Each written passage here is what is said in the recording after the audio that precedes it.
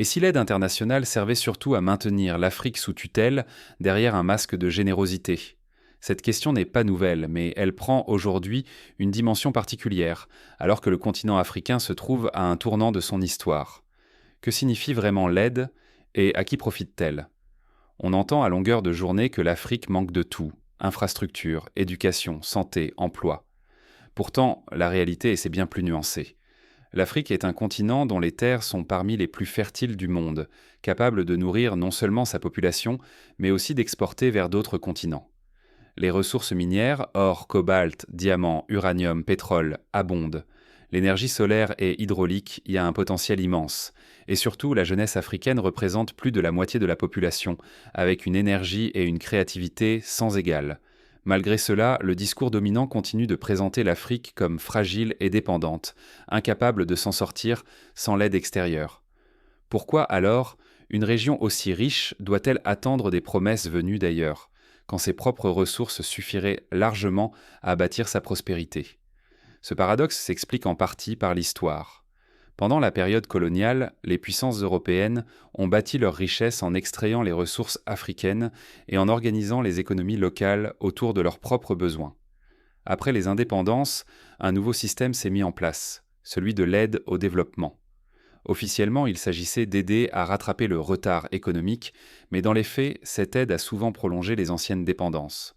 Sous les mots rassurants d'aide et de partenariat, une mécanique bien huilée s'est installée. L'aide en apparence soutient. En réalité, elle freine, elle oriente, elle conditionne. Prenons l'exemple des prêts de la Banque mondiale ou du Fonds monétaire international. Ces institutions imposent souvent des politiques d'ajustement structurel: privatisation, réduction des dépenses publiques, ouverture des marchés. Loin de renforcer les économies africaines, ces mesures ont parfois aggravé la pauvreté et la précarité, comme ce fut le cas au Sénégal dans les années 90, où la réduction des subventions agricoles a ruiné de nombreux petits exploitants. Ce système n'a rien d'anodin. Il impose ses règles en silence, dicte les priorités nationales et façonne les politiques selon les intérêts lointains des donateurs, au lieu de servir les aspirations africaines. Derrière le soutien affiché se cache une dépendance organisée, où chaque décision majeure semble prise ailleurs. En Éthiopie, par exemple, la construction de barrages ou d'infrastructures dépend bien souvent de financements étrangers, qui arrivent avec leurs propres consultants, leurs propres normes et parfois leurs propres ouvriers. Le savoir-faire local est marginalisé, la technologie importée et l'autonomie repoussée à plus tard. Accepter ce statu quo, c'est risquer bien plus que quelques années perdues. C'est sacrifier l'avenir, la dignité et la confiance en soi. Tant que l'aide vient avec des conditions qui brident la souveraineté, l'Afrique n'est pas vraiment aidée, elle est administrée.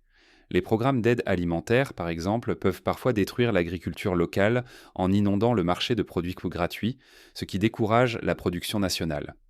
Le Malawi, dans les années 2000, a vu ses producteurs locaux de maïs souffrir de la concurrence des dons, avant que le gouvernement ne décide d'investir dans les engrais et la formation locale, permettant ainsi au pays de redevenir autosuffisant.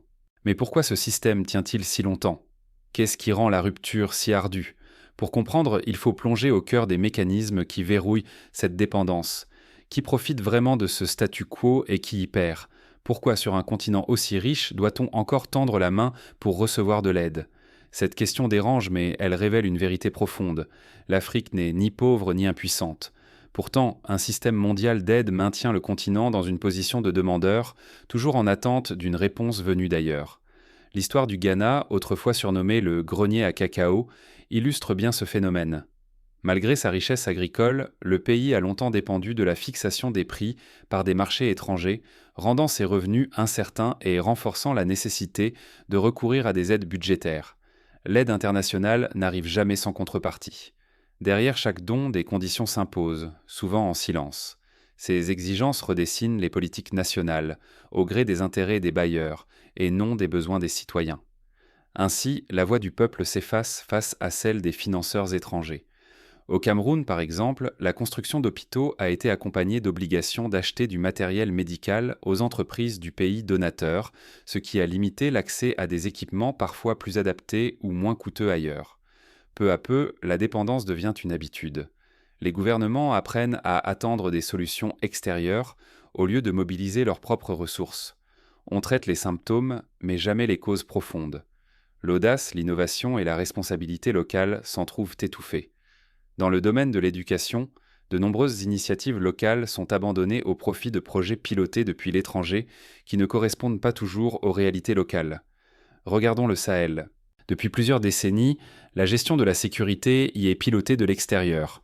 Sous prétexte de stabilité, des puissances étrangères imposent leur stratégie, mais l'insécurité s'aggrave. Les décisions tombent depuis des capitales lointaines, tandis que les institutions africaines s'affaiblissent et la confiance populaire s'effrite. Le Mali, par exemple, a vu l'installation de bases militaires étrangères censées garantir la paix, mais les conflits n'ont fait que s'étendre, révélant l'inefficacité d'une sécurité importée. Ce cercle vicieux ne doit pas devenir la norme. Le risque est immense. Si rien ne change, l'initiative locale disparaît et la vulnérabilité s'installe durablement. Tant que l'aide dicte les priorités, la souveraineté et la dignité restent hors d'atteinte.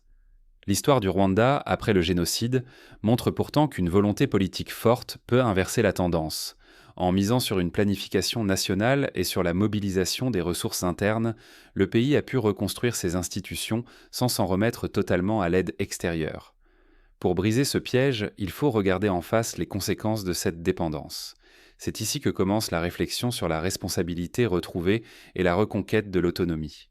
Cela implique de comprendre les mécanismes qui perpétuent la dépendance, mais aussi de s'inspirer de ceux qui ont su s'en émanciper.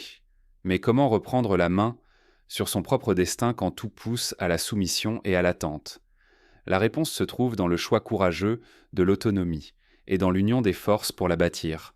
Cela passe par des décisions concrètes, parfois difficiles, mais nécessaires.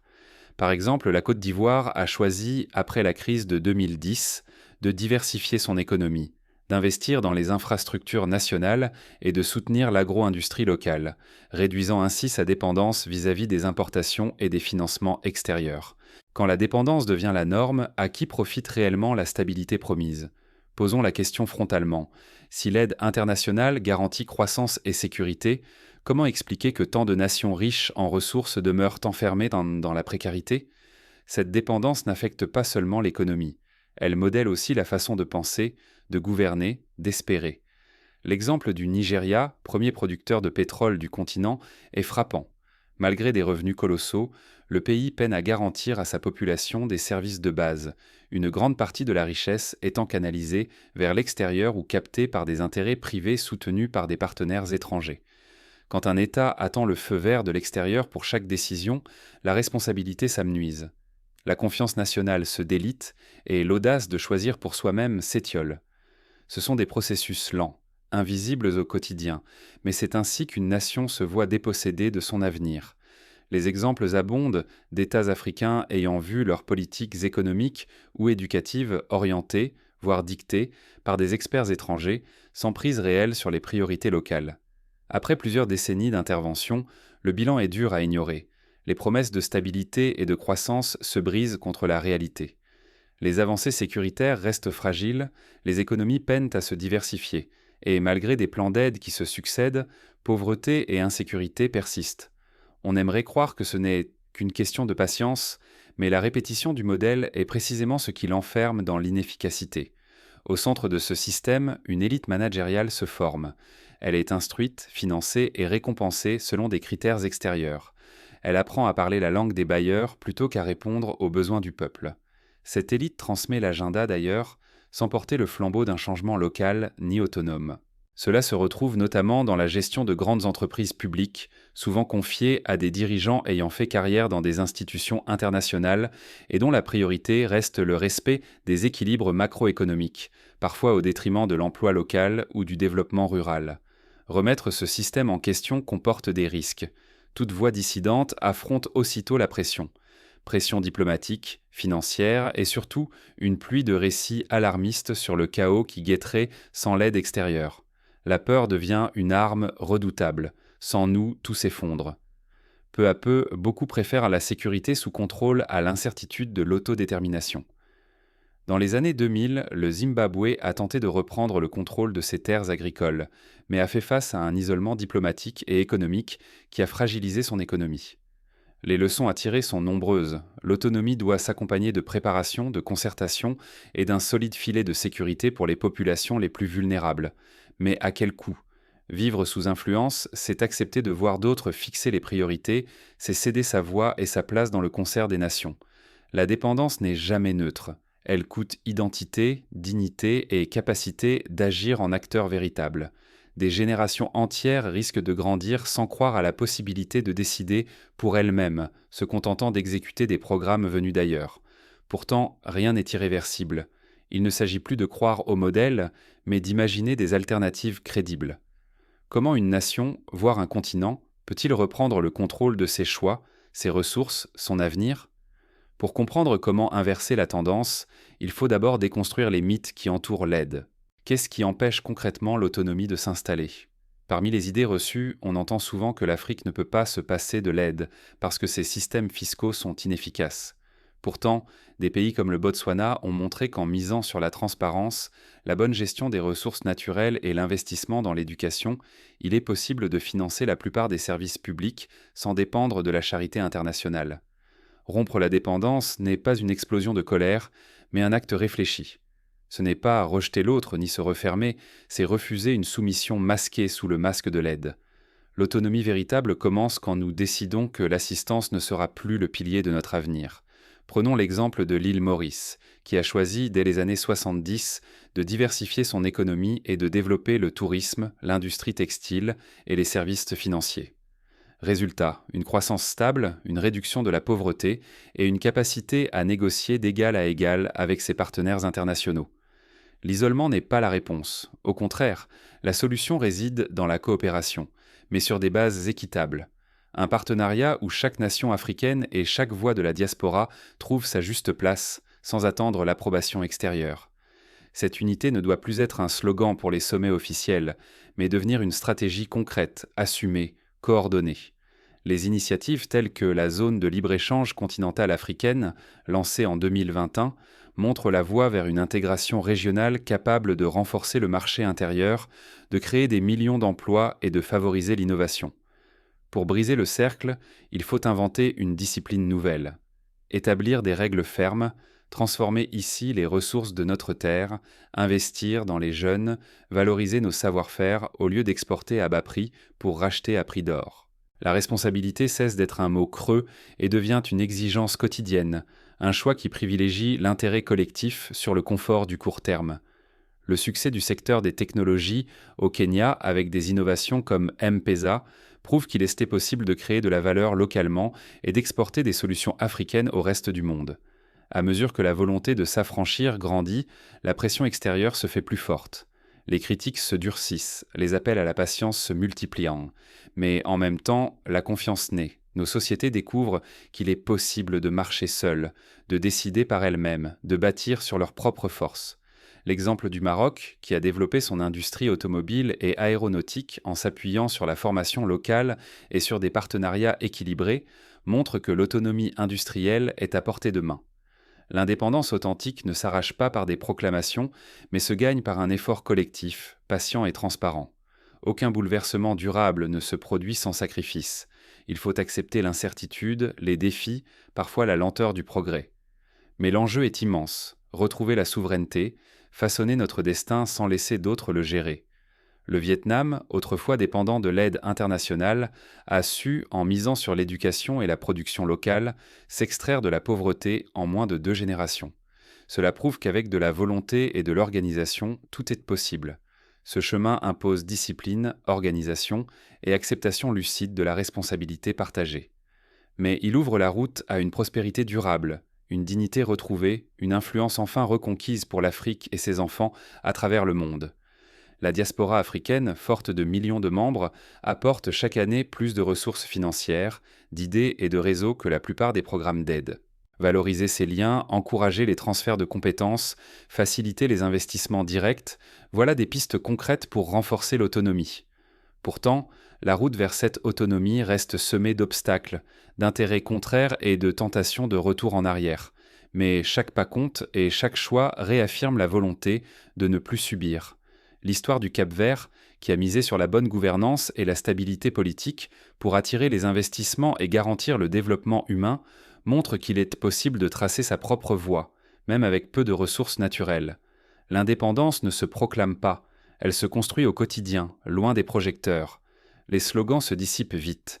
Seule une discipline collective transforme les ambitions en avancées tangibles. Au Ghana, le programme One District, One Factory a permis de créer des centaines d'emplois locaux et de renforcer l'industrie agroalimentaire, prouvant qu'une politique industrielle pensée localement porte ses fruits. Prenons l'exemple du Burkina Faso. Après des décennies de dépendance, ce pays a choisi de miser sur ses propres forces, de valoriser l'ingéniosité locale et d'impliquer la population à chaque étape. C'est la démonstration vivante que l'autonomie ne s'obtient pas par décret, mais par l'engagement courageux et patient de tous. Les campagnes d'irrigation menées par les agriculteurs eux-mêmes ont permis d'améliorer la productivité sans recourir à des financements extérieurs massifs. Le véritable secret n'est pas un miracle, mais bien une organisation méthodique. Placer la rigueur au cœur de chaque action, bâtir des institutions solides et résister à la facilité. Telle est la méthode qui façonne des sociétés résilientes. Lorsque chacun comprend que la réussite collective repose sur le sérieux individuel, la communauté devient capable d'affronter toutes les tempêtes. Cela suppose aussi de lutter contre la corruption, de renforcer l'état de droit et de garantir l'accès à l'éducation pour tous. La solidarité ne se limite pas à de grands discours ou à des symboles, elle s'incarne dans des projets concrets. Des coopératives agricoles, des écoles créées par les habitants, des réseaux d'entraide conçus par les citoyens eux-mêmes. C'est dans ces initiatives que se forge la véritable force collective, loin de la lumière des caméras. Au Togo, par exemple, des villages entiers se sont organisés pour construire des puits et des routes, sans attendre la venue de bailleurs internationaux. Entre la promesse et l'accomplissement, il ne doit exister aucun écart. La confiance qu'elle vise un dirigeant ou une institution dépend de cette cohérence essentielle. Rien de solide ne s'édifie sur de beaux discours si les actes ne suivent pas, chaque jour. La réussite du modèle rwandais, fondé sur une politique de tolérance zéro envers la corruption et sur des objectifs mesurables, illustre l'importance de la cohérence entre la parole et l'action. Changer de mentalité, c'est aussi revoir sa manière de coopérer. Il ne s'agit plus de chercher l'approbation extérieure, mais de choisir lucidement ses partenaires. Privilégier ceux qui respectent l'autonomie, refuser ceux qui imposent leurs règles, ainsi se reconquiert la dignité dans le dialogue international. L'Éthiopie, en négociant des contrats plus équilibrés avec ses partenaires asiatiques pour la construction d'infrastructures, a pu imposer des clauses favorisant le transfert de compétences et la création d'emplois locaux. Tout cela implique des risques. Sans discipline ni effort structuré, la révolution reste un mot creux. Mais lorsque la volonté collective s'appuie sur l'organisation et la persévérance, le changement devient profond et durable. Les exemples de la Corée du Sud ou de Singapour, qui ont su bâtir des économies puissantes à partir de ressources limitées, montrent que la clé réside dans l'investissement massif dans l'éducation, la santé et l'innovation. Personne n'offrira l'autonomie sur un plateau. Elle se gagne chaque jour à travers les choix, les sacrifices et l'intégrité. Ce n'est pas l'affaire de gouvernements seuls. Partout, hommes et femmes peuvent décider d'agir avec responsabilité, du Burkina Faso jusqu'aux quatre coins de la diaspora. À Lagos, à Abidjan, à Paris ou à New York, les Africains d'aujourd'hui peuvent choisir de soutenir des entreprises locales, de transmettre leur savoir, d'investir dans l'éducation ou d'accompagner l'innovation. Mais l'autonomie n'est pas une fin en soi. Elle exige une vigilance constante et le refus de retomber dans de vieux schémas. L'histoire du continent regorge de tentatives de changement avortées parce qu'on a relâché l'effort ou cédé devant les sirènes du confort facile. À chaque génération de relever le défi et de transmettre cette exigence de responsabilité à la suivante. À vous de décider. Voulez-vous simplement gérer l'avenir ou le maîtriser vraiment ? Ce choix ne relève pas uniquement des institutions ni des élites politiques. Il concerne chaque citoyenne, chaque citoyen, chaque génération. Confier nos décisions à d'autres, c'est accepter de vivre sous tutelle, de voir nos rêves réduits à la survie, organisés par des intérêts lointains. L'histoire de la lutte pour l'indépendance des pays africains rappelle que rien n'est jamais acquis sans l'effort collectif. De la marche du sel de Gandhi en Inde au mouvement pour les droits civiques aux États-Unis, chaque conquête s'est faite au prix de la détermination et du courage. Refuser de choisir, c'est laisser l'inertie s'installer. C'est accepter une dépendance dont le prix dépasse de loin tout effort d'autonomie. L'histoire l'enseigne, quand on abandonne le pouvoir d'agir, d'autres le saisissent et le transforment à leur avantage, bien souvent au détriment de notre dignité et de notre confiance collective. Mais l'Afrique n'est pas condamnée à subir. Nos ressources, notre jeunesse, notre inventivité sont des leviers puissants. Il ne s'agit pas seulement de ce que nous possédons, mais de la façon dont nous décidons d'en faire usage. Reprendre la responsabilité, c'est cesser d'attendre la permission. C'est bâtir des systèmes solides capables de résister aux tempêtes et de répondre à nos propres défis.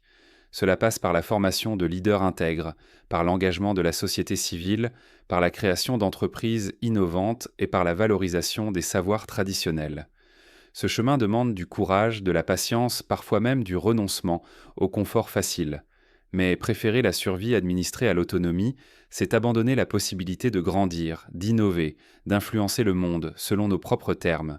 Il ne s'agit pas de fermer la porte à la coopération, mais d'exiger des partenariats fondés sur le respect et la réciprocité véritables. L'Union africaine, en renforçant ses mécanismes de médiation et de solidarité, ouvre la voie à une diplomatie plus affirmée et plus indépendante. Chaque choix, même infime, trace la voie vers plus de souveraineté. Il n'existe pas de révolution silencieuse. Chaque geste compte, qu'il s'agisse de défendre une idée, d'investir dans un projet, d'exiger des comptes ou de célébrer nos succès communs. L'avenir ne se délègue pas, il se construit pas à pas. De l'agriculteur qui choisit de participer à une coopérative locale à l'étudiant qui lance une start-up sociale, chaque action compte. Voilà l'alternative qui s'offre à nous. Rester géré ou choisir ensemble la responsabilité active. Refusons d'être de simples bénéficiaires.